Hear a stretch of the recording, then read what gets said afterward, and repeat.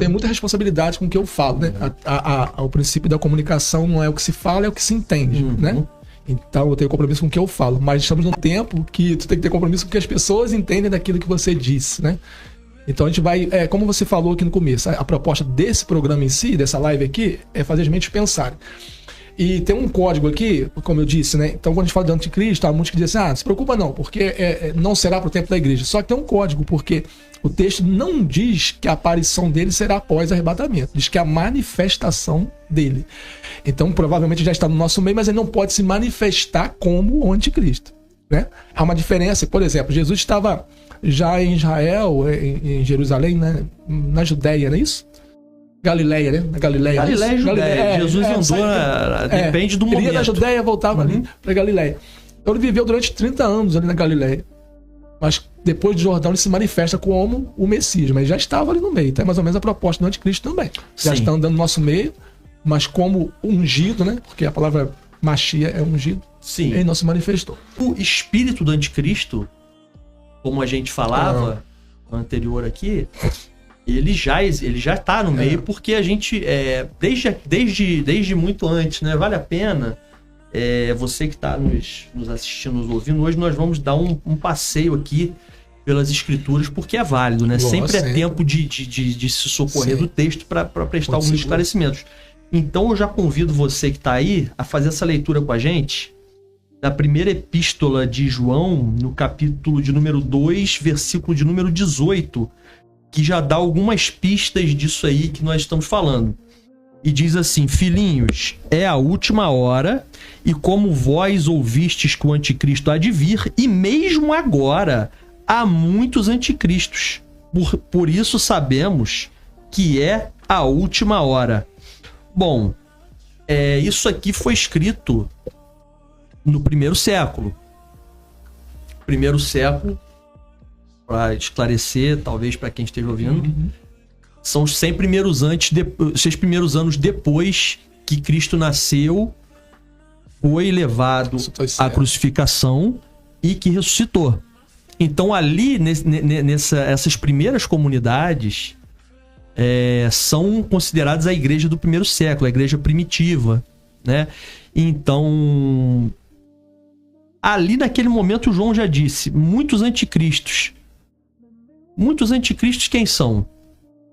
Ali naquele momento, como o cristianismo já começou a avançar pelas comunidades helenizadas, ali o mundo grego, através da própria influência de Roma, sim, e da influência da própria pregação individual ou coletiva do evangelho, você tinha ali que havia grupos chamados grupos heréticos.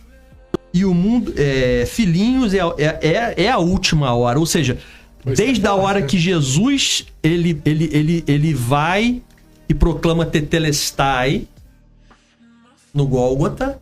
Tetelestai em grego quer dizer está quitado, porque também se pagava parcelado. Então a última parcela não tem parcela. Tetelestai está pago. Então, a partir do momento que ele diz isso para frente, segundo aqui a escritura, já é a última hora e que ela está perdurando até hoje. Por isso eu penso ser complicado a gente afirmar que o anticristo já esteja aqui. Talvez. Pode estar. E também tem debate que se vai ser um homem, se vai ser um sistema, isso tudo a gente vai ver se a gente consegue falar aqui. Então, E como vós ouvistes que o anticristo há de vir, e mesmo agora já há muitos anticristos. Mesmo agora porque essas correntes já começaram a surgir ali. Na verdade, no primeiro e depois disso aqui, até ali o terceiro, quarto século, foram surgindo. Por exemplo, vou dar um exemplo clássico aqui. O gnosticismo, que a doutrina fala que o mundo é mau e que a salvação vem por meio de um conhecimento secreto e que Jesus seria um espírito e não um corpo real, já entrando um pouco em outra heresia chamada docetismo, que era propagada pelos docetas, né? E a gente refuta a igreja na época, né? Antes da compreensão católica, antes da compreensão, né, de linhas cristãs, a igreja era uma coisa só. Então, a igreja defendeu a bondade da criação e a encarnação real de Cristo, tendo como um dos seus principais expoentes Irineu de Lyon. Docetismo, falei mais ou menos o que é. E tem tantas outras. Montanismo, adocionismo, modalismo é interessante.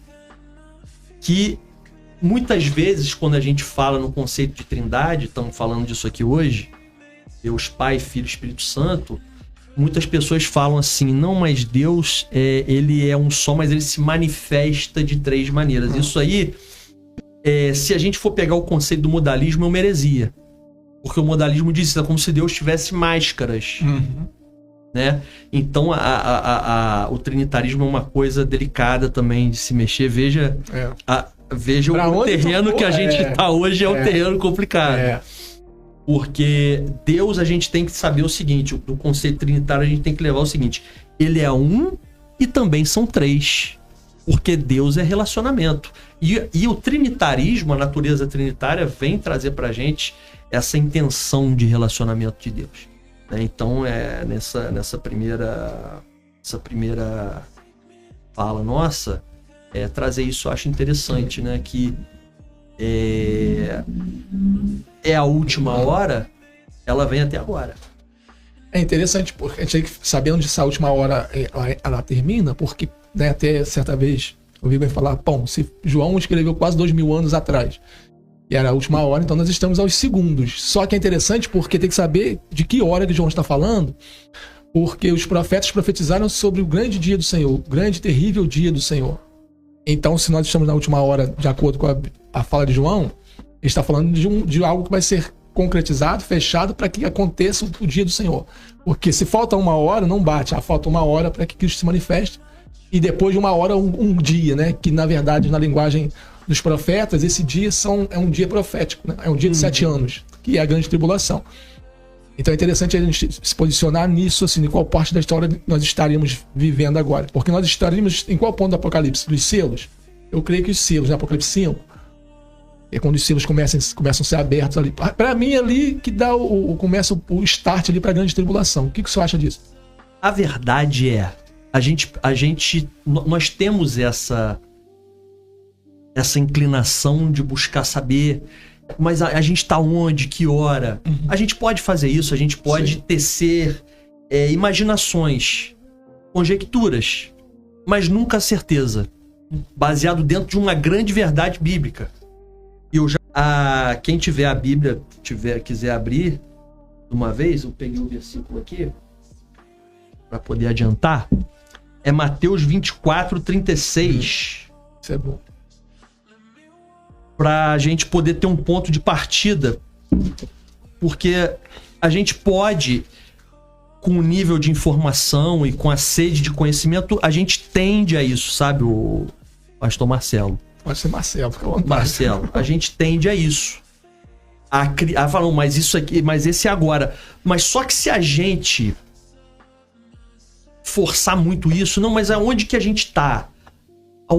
Se a gente sair do campo acadêmico, do campo especulativo e começar a trazer isso para uma realidade mais forte, a gente acaba caindo numa coisa aqui que tá contra a escritura. Por quê?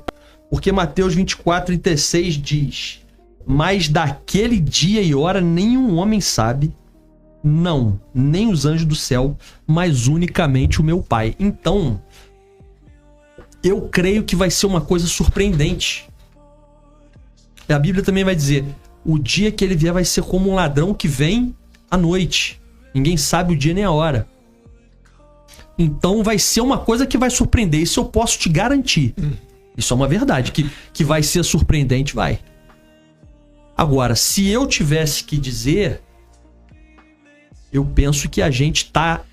Como, não me recordo se disse aqui da última vez que estive aqui. Mas eu penso que estamos no início das dores.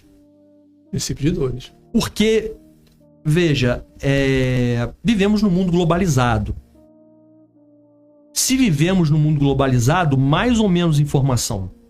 Mais informação. Tivemos épocas da humanidade em que houve guerras e rumores de guerra. Sim, sobretudo nas grandes conquistas, né? você veja lá a própria Jerusalém. Se você pegar a história, por exemplo, vamos pegar uma região que esteja fora dali pra gente poder dar outro exemplo.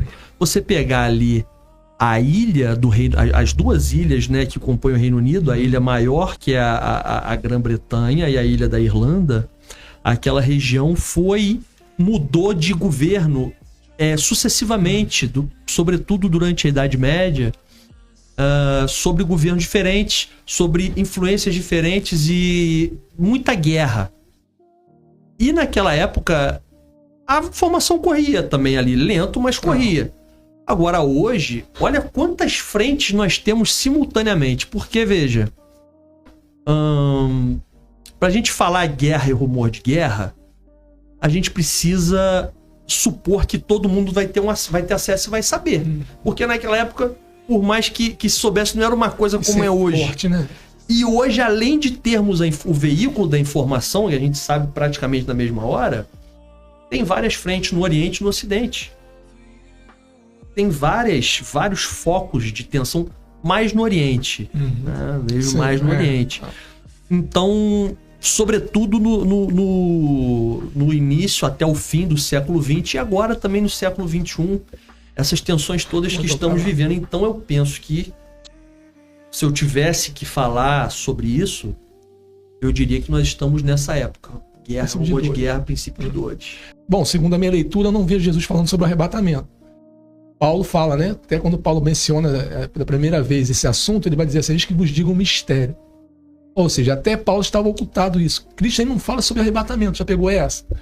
Então, assim, quando ele fala desse grande dia, é da manifestação, é da vinda dele, né? Sendo que muitos, eu também creio assim, que a vinda dele nos ares não seria contado como uma vinda, né? Mas a volta dele sim. Então esse grande dia que ele está falando aí seria a volta dele e não o arrebatamento. E o arrebatamento nada mais seria do que o start para que o anticristo se manifestasse, por conta daquela visão que a gente estava compartilhando, que com a retirada da igreja ele se manifesta. Enquanto a igreja permanecer, ele não pode ser retirado. Então, meio que me posicionando no que está escrito, até rapidinho. Quer entrar nesse... Quero. Tá. Eu vou ali, volta aqui. Eu vejo assim um pouco de equívoco quando a gente quer aprender o Apocalipse, entender o Apocalipse a partir do Apocalipse. Não, nós precisamos voltar, né, na escatologia, até porque João falou poucas coisas que já não estava escrito. Poucas coisas João falou que foi, entre aspas, assim, uma revelação. Na verdade, João trouxe um entendimento maior sobre o que Daniel já tinha dito, né, Zacarias tinha dito, né? João dá algumas coisas ali, porque João insere a igreja no Apocalipse, né? Os profetas não falaram sobre a igreja, isso também é interessante.